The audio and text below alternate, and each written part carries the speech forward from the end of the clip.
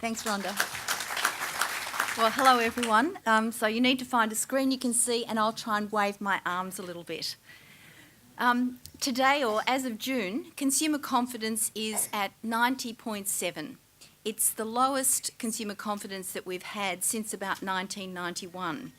So after a series of interest rate hikes, petrol price increases, and lots of concern about what's going on in the financial community, Australia's sort of worried about the economy and worrying what's happening to us. But we have to put all of this into perspective, and I've been asked to talk about fads and real trends.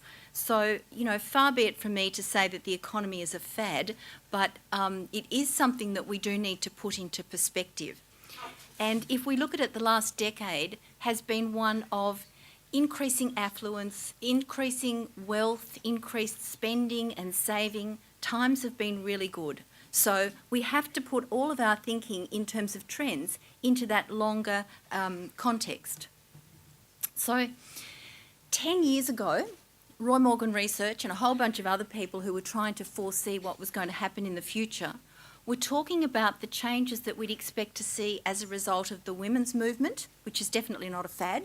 The women's movement is here to stay. So women working and being more involved in all areas of society. People, and including us, were talking about the trends that would happen as a result of new technology. We knew that we'd be able to see more and engage more in what was happening internationally. And there were a whole range of things that we knew were going to happen. But now, 10 years later, I'm sort of really fortunate to work at Roy Morgan Research because we measure this stuff and we can actually see what's really happened and get a handle on what's happening in the world and therefore how people are feeling, what they're likely to do and what's sort of likely to happen. And as Rhonda said, are the community values where we think they are, or is there something very different going on?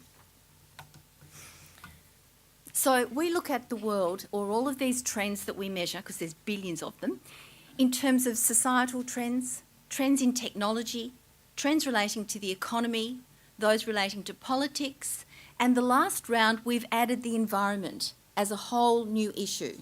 So we look at it in terms of these key things. So very simply, the first important thing to realise, and we all know this, is the ageing population, so that we can see that Australians are getting older, or there are more people in that over 50 age group. We're also seeing this figure in terms of education. Now that's really interesting. 10 years ago, 15% of people had a tertiary qualification. Now it's running at 22%.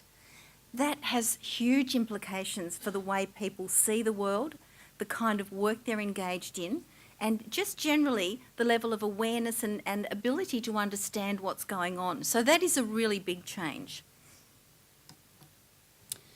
I said there was rising wealth, rising affluence, rising confidence, but we really have seen dramatic increases in spending, saving and debt over the last 10 years.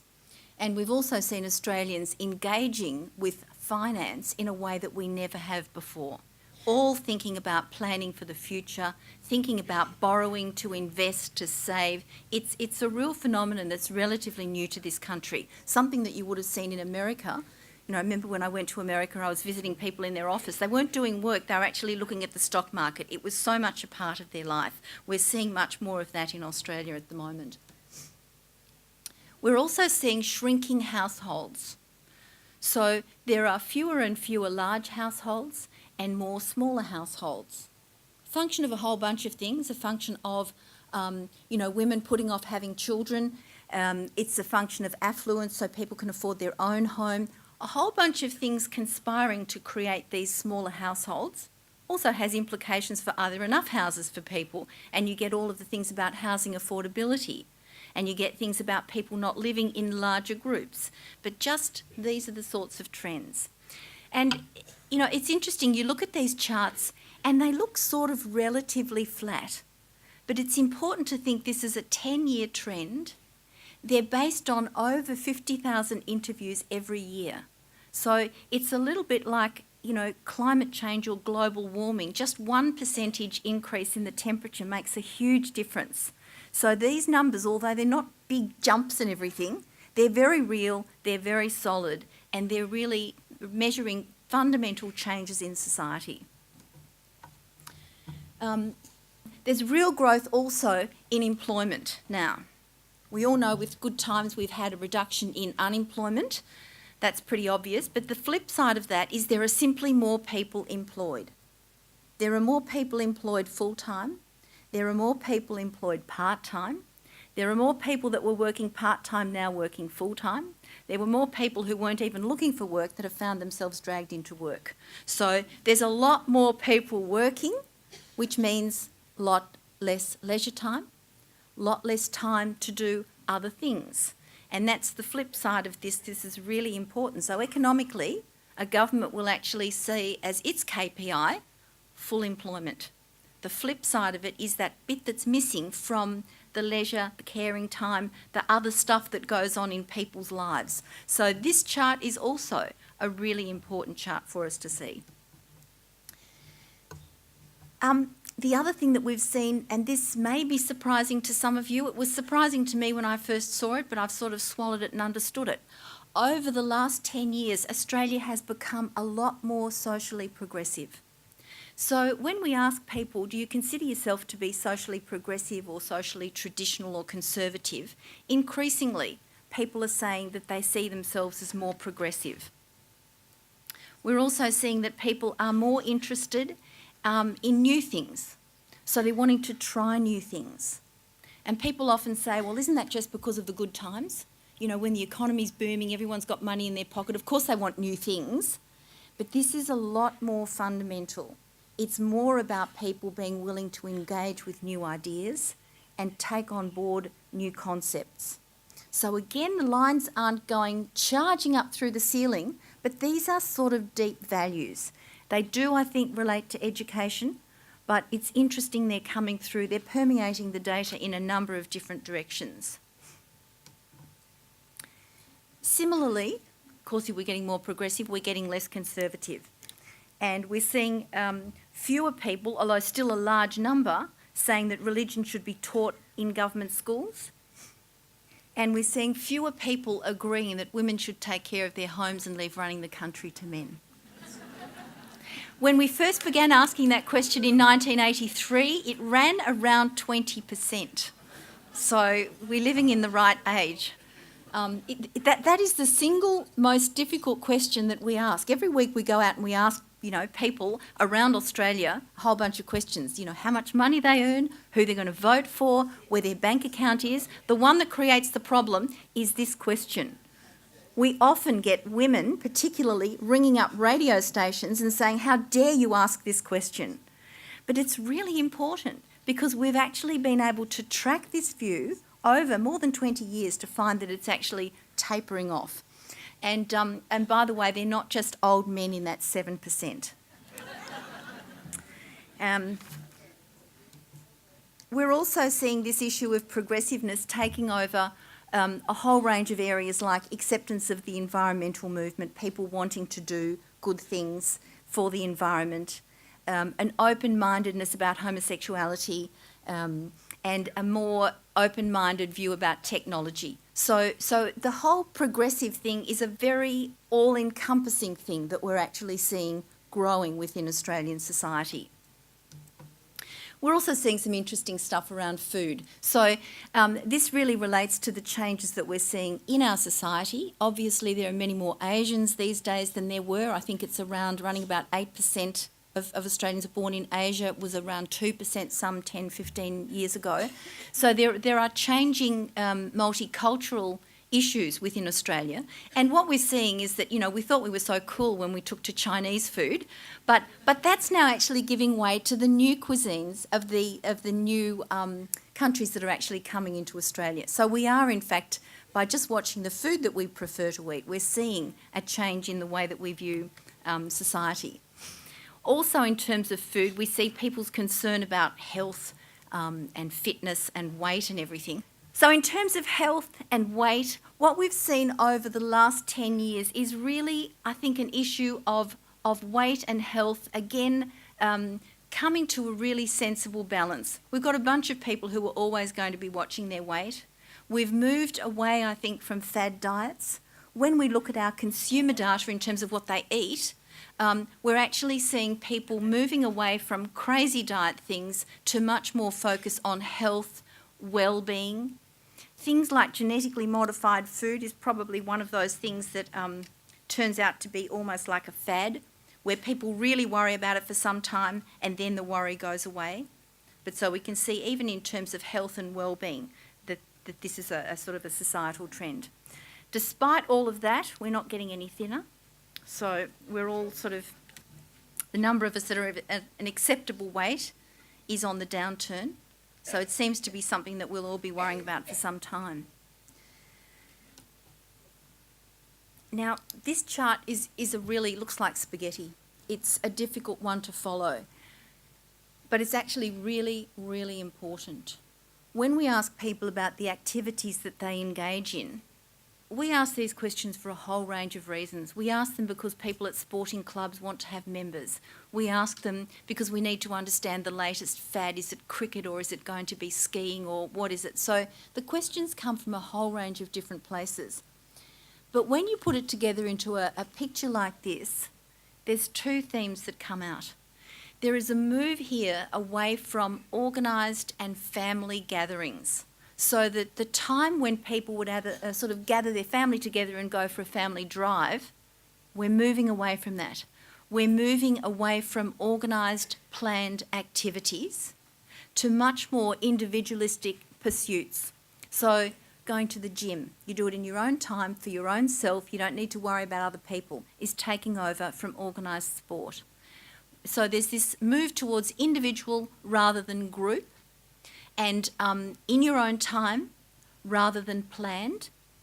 And the other thing that's coming through is the move online, the move towards engaging in activities that are actually happening in front of a computer screen in sort of virtual space rather than engaging with people. And these are very important social issues rather than just technology issues. I mean, people like our clients like Telstra and Optus are interested in these things because they're interested in providing services that support the trends in society. In this room today, we need to actually understand what do these trends mean in terms of the people, in terms of the larger societal issues. So in terms of technology itself, what have we seen? Pretty obvious changes going on. We're actually seeing things like a move away from having the phone connected at home. See that top line there? We're seeing a move away from home phones, a move towards mobile phones, a move towards personalised music, listening to things that you want to listen to. So when I first joined Roy Morgan in 1983, we were measuring the number of households that had a phone because we needed to catch up with, we wanted to monitor home phone penetration, the extent to which everyone was connected to the phone. About 10 years ago, we stopped measuring home phone penetration because everyone had one. It's changed now. Now the issue is to track it as it dissipates. The issue is no longer connectivity with the household, it's actually connectivity with individuals. The whole notion that you can contact a person wherever they are, not necessarily at home. And again, it's more of this individualisation rather than a family connection. You don't actually know when your daughter's boyfriend rings, you don't take the call and say, it's Fred on the phone. It all just happens. You've got no idea. That's only one of the consequences, but an important one, I can assure you. So we're also seeing this major issue in terms of music, 3G, and all of those things. So entertainment, engagement with news, etc., we're really seeing this move towards people choosing what they want to listen to, choosing what they want to engage with. And I jumped on the tram the other day. I was running late for work. I usually walk. Jumped on the tram. And the first thing that struck me was I was the only person that didn't have things in my ears. And I actually felt like a weirdo because everyone else was actually engaged in whatever it was they were listening to. And, the young ones, I could actually hear what they were listening to through their earphones. But the point really is that they were all on their own, yet stuck into this tram. So that's what we're seeing in terms of a lot of the technology. We also look at media consumption. And the chart here is basically showing that things like television are still ubiquitous. You know, the majority of us are still watching television. The majority of us are still reading newspapers. We're still listening to radio. It's tapering off a little bit. I think radio is probably suffering more with things like iPods and that stuff on demand than many of the other forms of media. But we do definitely see that big line creeping right up there being the internet taking over. So the internet is really charging into all of these media spaces. And of course, even within television, we've got fragmentation. You know, you can no longer actually sort of put a message of any kind on major TV, free-to-air TV on Sunday night and get everyone. It just doesn't work that way. But we are still engaging in watching television. We're also seeing interesting things going on in the way that technology is changing the way that we interact with all sorts of services. Briefly, we were hearing about banking and these issues. So what we've seen here is we've seen visiting a branch is down now to less than 50%. So less than 50% of people will have visited a branch in the last 4 weeks. Using an ATM, obviously one of the most common ways that people will interface with a bank. Phone banking, that yellow line, was going up, up, up, up, and then started to taper off as the internet and internet banking is taking over. So it's quite clear that there are real changes going on. There are social implications, but there are also pretty fundamental implications. I mean, banks don't just do this stuff. Banks respond to consumer demand as well as the profit motive. So banks are only one example, had to really work out what do consumers want, how do they want to engage with them. And what we really are seeing is that there are a large number of people who would prefer not to have to go to a branch, who'd prefer not to have to wade through dealing with a youngster at the counter who's really sweet and could be my daughter, but she really doesn't know anything about what I'm trying to talk to her about. I would rather go online and sort it out myself. So there's a lot of the community that feels that way. And we can see phone banking irritates everyone. Nobody likes ringing a 13 number. We all hate that. So going online is actually much less painful, but you can see that there will be groups of society excluded from that, and it's hard to see those trends really turning around because these pictures, they're solid trends. They're not fads. They're not something that went, oh, all of a sudden everyone's gone to ATMs. That's not going to last. It's kind of lasting. And we're seeing the same thing with shopping on the internet. I was one of those people that said people will never shop on the internet. I was wrong. You know, the shopping experience works and is important sometimes, but shopping on the internet is taken over. Once people overcame their concern and their fear of giving credit card information over the internet, the freedom, the sort of flexibility, the ability to shop for prices and check what you've got and what you haven't got has just meant that this has really taken off. And we're seeing for things like travel, people are increasingly seeing the internet as a better way to find out more information about travel and do that sort of booking. So technology has really changed a whole lot of things and changed them in a way that it's hard to see that it's just going to draw to an end or turn around. So the economy, we've talked about unemployment.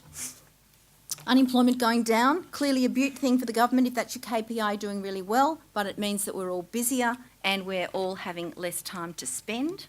The last 10 years has seen increased and increasing consumer confidence. It's interesting, if Rhonda had asked me to speak a year ago about fads, I wouldn't have thought that the economy was a fad. We were looking at consumer confidence, and normally consumer confidence, it's based on 100. So the thing bounces around 100, and there's all of this sort of magic that sits around 100. If consumer confidence goes below 100, the government will get ousted at the next election, we always say. So there's all of this stuff going on. For 10 years, consumer confidence had just gone up, up, up, up. And we were actually looking at it and saying, you know, we need a new baseline. This 100's sort of meaningless. It's like the society has moved on to a new level of confidence. Well, I was wrong again. So anything I say about the future, just ignore it. All I can do is tell you what's happened in the past. But so confidence, the last 10 years has been really everyone's been very confident. And what does that mean? It means that there's a whole generation of people who've never lived in anything but confident good times. Really important. It's not only our children, it's ones a little bit older than that who are sort of running organisations these days. But today consumer confidence is down under 100. So, you know, we're back with this 100 as a reasonable sort of benchmark. We've seen the share market going crazy over the last 10 years, very positive. We've also seen it crash recently. Superannuation. I mentioned earlier that it's changed the way that we view money, the way that we view savings, the way that we view preparedness for the future.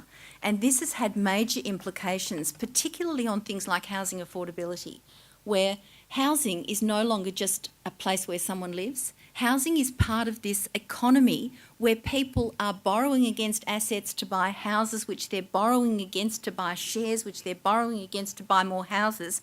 So it's a really turbocharged financial mindset that Australia's been in.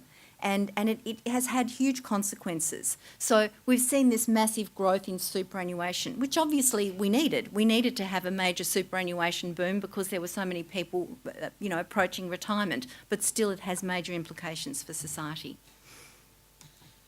Now, in terms of politics, this is really interesting.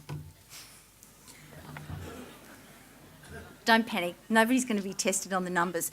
In terms of politics, you've got Conservative, Liberal on one side and you've got Labor on the other side. This is a mirror image, and what it shows is, you know, when Labor goes up, red, the blue bit goes down, that's the Liberal Party.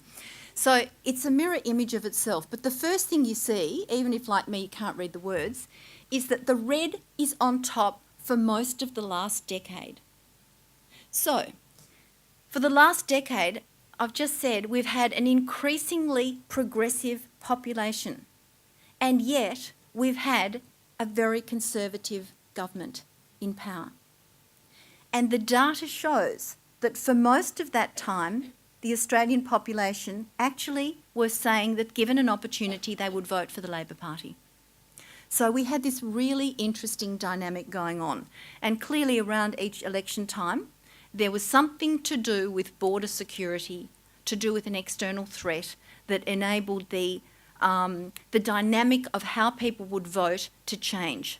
And we can see that sort of scissoring effect. But it's a very important point that Australia was becoming more progressive against this backdrop of a very conservative government. Now, obviously, we have a Labor government, and it'll be interesting to see how does the population respond. I mean, in the last 10 years, we haven't had that situation. And it'll be really interesting to see was the Australian people just responding, you know, negatively to an existing government, like they should do something different. What will it roll out like over time? Be interesting to see. Now, I mentioned the environment that we'd added to our normal way of viewing the world. Our view is that the environment has now come of age. We see that the vast majority of people actually believe that if we don't act now, it'll all be too late. The environment's a very important thing to worry about. Very few people actually think that environmental concerns are exaggerated. So it's kind of flat. Everyone's agreed that the environment is really important, but then everyone agrees motherhood's really important. What we're seeing now, though, and why I say it's coming of age, is that we're actually starting to see people taking action. So we're actually seeing people thinking about buying a hybrid car, wanting to actually do things themselves. And my own view is that the environment is at the point now where population's demand or consumer demand to do stuff for the environment is outstripping supply. So I think as a community, we are actually really very ready and willing to engage to do the right thing. But if you think about it, there's not all that much that we can do personally unless it's clear what we ought to do. And this was brought home to me actually in New York. I was in New York at a conference and I just went out to get a glass of water and they passed me a paper cup and had my drink of water, and then I said, this is ridiculous. You know, you guys here in America are outrageous. Why don't you have proper glasses? And, you know, and why is there no recycling? and to a T, the people who'd followed me into the tea room said, "We absolutely agree with you. There is this huge demand, but in New York you cannot separate recyclable things from non-recyclable things. So, you're kidding yourself if you have a recycle bin and another one, and you know damn well the minute it goes into the rubbish it gets chucked together." So it was the time that I could see that in that area the demand was there, but the supply wasn't. Nobody was actually providing the things that people could do. And I think although we're so much more advanced in some areas like that in Australia, I think that in fact the people are wanting to do more, but we're actually not being given the things to do. And there's so much fuss around, solar power. Is it the right way to go? If someone would actually say, yes, it's the right way to go, everyone have a look at it, consider it, and here's the way to do it, we'd jump on board. And with many of these things, we're all quite eager to jump on board with these things. Now, those are the big trends. And I think they have huge implications for people, for society, for sort of inclusion and exclusion. If we just think about growing wealth, growing busyness in particular, that sheer amount of time that people are spending working, the growing technology and the growing opportunities for many, there are some really interesting both opportunities and threats. But the other thing to remember is that what I've been talking about, and I know there's a lot of data there, but that's just like national averages. That's all on average. And we all know that the world's not about just averages. We all know that a country can get more affluent because everyone gets a little bit more affluent, or a country can get more affluent because some get really rich and others get left behind. So we really do need to look at those big trends to see where Australia's going, but we also need to be able to dip in and see, well, what about the different sorts of groups? And as Rhonda mentioned, we at Roy Morgan have for many years tried to understand the different groups in society. And, you can break up, you can segment in terms of male, female, old, young, any number of different ways of looking at things. We found consistently a very useful way to look at it is in terms of people's values. Because in fact you can be very, very poor but still feel in charge of yourself and quite comfortable that you can take charge of things and be in control of the world and even fix things. Or you can be really rich and feel like you're just totally out of control. So there's, it's more about the way you see the world according to the way we view things. And what we look at is we look at these 10 different groups, and there's not time to go through them. But in a nutshell, the top visible achievement and socially aware there on the right are the most affluent. So they are the people who have the most income, better educated, more important jobs, all of those sorts of things. So in terms of a socioeconomic status, these guys are at the top. The visible achievement in terms of their values are all about demonstrating they've made it. So it's the Mercedes, it's the right sort of proof that you've made it. It's about importance. The socially aware, on the other hand, in fact, more buying power, are more on about society, about issues. They are the ones really trying to come to terms with the environmental issues and what we might do. So they're all about causes. And you can see that income's not driving it. It's a whole range of different things underneath it. At the other end, you have, on this far left, the basic needs. And these will be people, largely they will be retired people, but they will be people of relatively small means, not necessarily unhappy or dissatisfied or aggressive or any of those things. They're just think about the pensioners and the older people. Generally relatively satisfied, but often quite lonely, quite isolated. And then you've got the people at the bottom end, the fairer deal, who are generally the underemployed or unemployed, blue-collar, perhaps long-term unemployed families who are really struggling and who feel they get a real raw deal out of life, who feel that they don't have any access to power within society, and that group is there still. So this group seems to be there. It's a mindset, it's a way of thinking, even when you actually have really good times. So it's not like the feeling that you get a raw deal out of life dissipates when everyone's got a job. You actually have these different groups within society. And it's interesting, we sort of do quite a lot of qualitative work. So you know, we need to listen to all the different groups in society to see how they feel about the world. It's one of the important things that we all need to realise is that people actually make choices.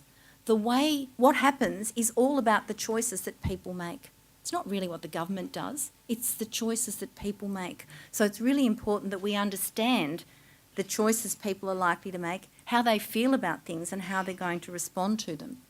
So when we talk to all of these groups about something like technology, I remember the first time we mentioned technology, the Fairer Deal group was saying technology, like robotics and taking over our jobs and we'll lose control.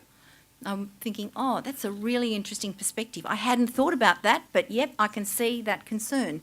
If you talk to the basic needs group about technology, they will think about improved health services, improved medical things, because basically they are the issues for them. They'll think about security systems for their homes. If you talk to youngsters, young teeny boppers about technology, what do they think about? None of those things. It's about music, it's about games, it's about entertainment, turbocharged fun. If you talk to the socially aware, it's about access to information. It's about access to the rest of the world, faster ways of thinking. So you can see the Australia is made up of all of these different kinds of groups. So it's really quite a challenge. But when we looked at the most recent qualitative research, it was in some ways kind of sad, but in some ways really, I think, optimistic.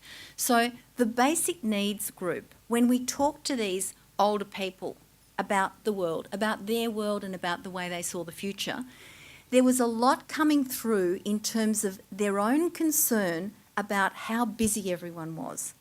They were voicing concerns that people didn't have time for their children. They were voicing concerns that they, as grandparents and older grandparents, were trying to jump in, but they were really concerned that the parents of the children weren't spending the time. And then they were voicing concerns for their children, who were the parents, saying, and they don't have time to enjoy themselves. So for them, they were looking very much at what time meant. And the subtext was also, they were saying, and they don't have time for me. So there was that, I felt quite sad hearing that coming through from that group. But on a really positive note, was coming through from the socially aware group was a recognition of some of these major issues and what they mean for society.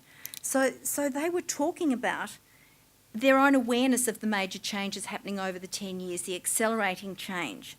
They were talking with concern about this move to everything being needed now, the acceleration of, the now whole thing, and everyone being in a hurry.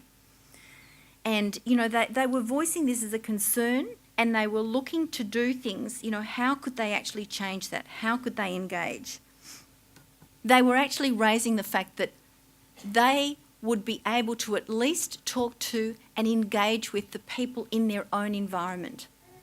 So the point I'm saying is there are these social trends going on. There are these social changes going on. And there are movements like the women's movement that you're not going to stop.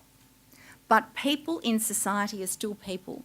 And people are still looking for ways to engage. And we can operate within these trends in any way that we choose to. So let me just finally finish off by saying, because I'm actually quite optimistic about this. I might have been sad when I first listened to the research, but I am quite optimistic about it because I think that we are now at what I call the crossroads or the convergence of two revolutions. So the first one is the technological revolution, and that's that revolution that's sort of epitomised by Google. Borderless, boundaryless, you've got access to information, anything you like online, you have complete access, you just don't think there are any boundaries, any borders anymore. But the second one is the cultural revolution, and that one is full of borders. It's full of barriers because basically it's a response to this borderless community. It's where people are actually finding and marking off their own territory, whether it's a football team, whether it's a family, whether it's a local community, whether it's a group of butterfly collectors. I mean, what is happening is that people are actually creating their own communities, their own niches. And what technology is allowing is it's actually allowing those spaces to be created far beyond the local physical community. So as well as being able to mix with the people that you live near enough to talk to, it's actually creating these other alternate opportunities for those sorts of communities to evolve. So I'm actually relatively optimistic about where it can all go. That's where I'd like to stop. I'd be happy to hear questions or anyone tell me I'm really wrong, because that's always good fun.